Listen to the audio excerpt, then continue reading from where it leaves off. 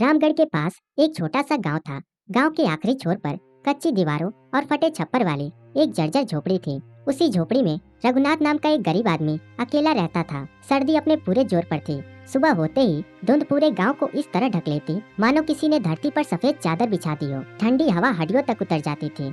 ऐसी ही एक सुबह रघुनाथ अपनी झोपड़ी के बाहर बैठा दोनों हाथ रगड़ रहा था। काम की तलाश में निकलने का समय हो चुका था, लेकिन मन में डर था, इस ठंड में कौन काम देगा। पिछले कुछ सालों में उस पर कर्ज बढ़ता ही चला गया। किसी से उधार लिया, किसी से सामान, और धीरे धीरे गांव वालों का भरोसा भी कम होने लगा। अब हालत यह थी कि लोग उसे देखकर काम देने से भी कतराने लगे थे। फिर भी उसके स्वभाव में कभी करवाहट नहीं आई। रास्ते में कोई बीमार मिल जाता तो वह हालचाल पूछ लेता। किसी को बोझ उठाने में परेशानी होती तो बिना कहे हाथ बटा देता। दोपहर तक वह गांव की गलियों से खाली हाथ लौट रहा था। जेब खाली, पेट खाली और मन भारी। तभी उसकी नजर बाजार के एक कोने पर पड़ी।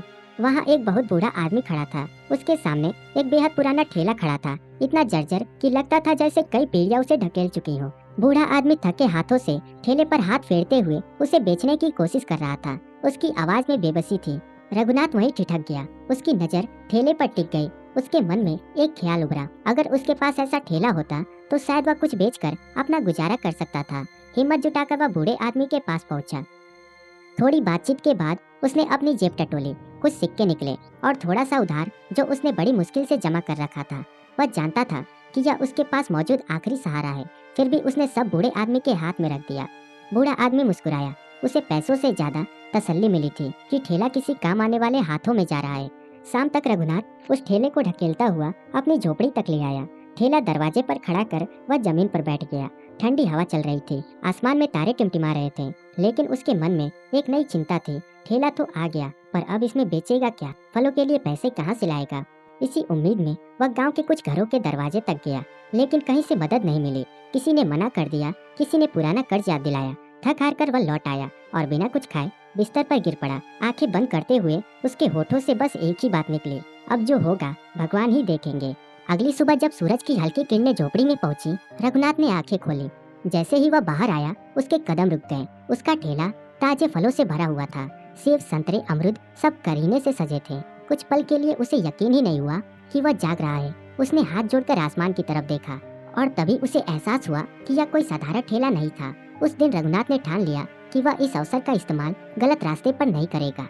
वह मेहनत करेगा और ठंड में टूटते लोगों के लिए सहारा बनेगा। उसी सुबह उसने ठेले को साफ किया, फलों को सजाया और बिना शोर एक चौपाल के पास खड़ा हो गया। लोग ठंड से कांपते हुए निकल रहे थे। जब उनकी नजर फलों पर पड़ी तो हैरानी भी हुई और उम्मीद भी। रघुनाथ ने दाम तय नहीं किया। जो दे सकता था दे, और जिसके पास कुछ न हो वह भी खाली हाथ न लौटे। सबसे पहले एक बुजुर्ग आया। उसके हाथ ठंड से कांप रहे थे। रघुनाथ ने बिना कुछ पूछे उसे एक संतरा थमा दिया। वह छोटा सा फल उसके लिए सिर्फ खाने का साधन नहीं था, बल्कि राहत और अपनापन भी था। धीरे धीरे लोग आने लगे। कोई पैसे दे गया, कोई दुआ। शाम तक रघुनाथ थक गया था, लेकिन उसके चेहरे पर सुकून था। उसे पहली बार लगा कि मेहनत बोझ नहीं होती, जब उसका मतलब किसी और के चेहरे पर मुस्कान हो। दिन बीतते गए, ठंड और बढ़ी, लोग बीमार पड़ने लगे। रघुनाथ रोज ठेला लेकर निकलता, कभी बेचता, कभी बांट देता। गांव में बातें फैलने लगी कि उसका ठेला कुछ अलग है, लेकिन रघुनाथ इन बातों से ज्यादा उन चेहरों पर ध्यान देता जिनमें कमजोरी और उम्मीद दोनों साथ साथ झलकते थे।